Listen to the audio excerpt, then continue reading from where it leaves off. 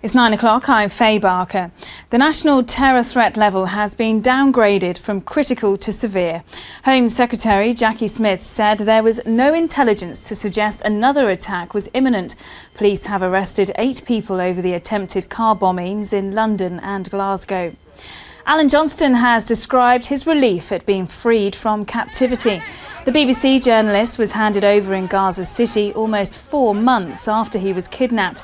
He said he'd feared for his life, but that it was unimaginably good to be free. The Prince of Wales has been to the flooded village of Tol Bar in South Yorkshire. He joined rescue crews in a rubber dinghy to see the extent of the devastation and the pumping operation to clear the water. That's it. We're back at 5 to 10. See you then.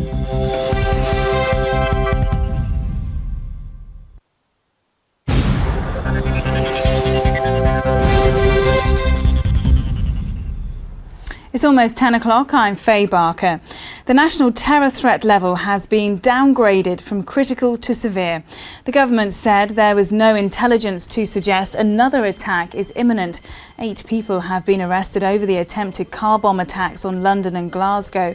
But the head of the Metropolitan Police said the threat of terror was always there. I'm very proud of what the men and women of the Met and the rest of the police service in the United Kingdom have done.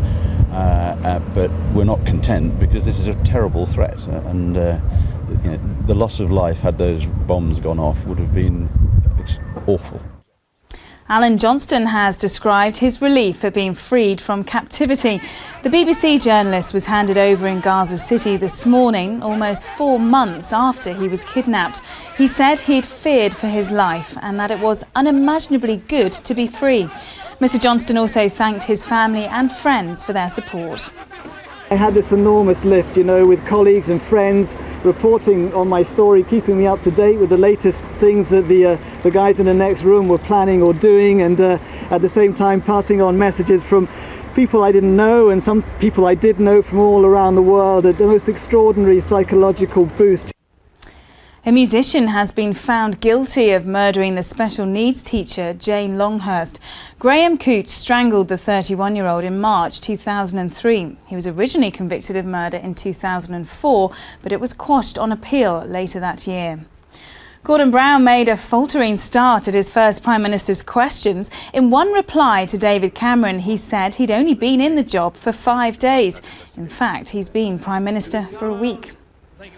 A teacher who secretly filmed children misbehaving at school has been found guilty of unacceptable professional conduct. Angela Mason, who carried out the filming for Five's Classroom Chaos, was suspended from teaching for a year. She'd argued that she was acting in the public interest. I do not regret covert filming in the making of Classroom Chaos.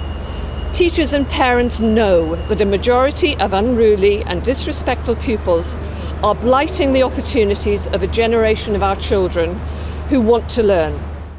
The Prince of Wales has been to the flooded village of Tol Bar in South Yorkshire. He joined rescue crews in a rubber dinghy to see the extent of the devastation and also the pumping operation to clear the water. Sport and England's cricketers have lost the second one-day international against the West Indies at Edgbaston. They were bowled out for 217, 62 runs short of their target. The series is now level at 1-1. That's all for tonight. We're back tomorrow morning at 11:30. Bye-bye.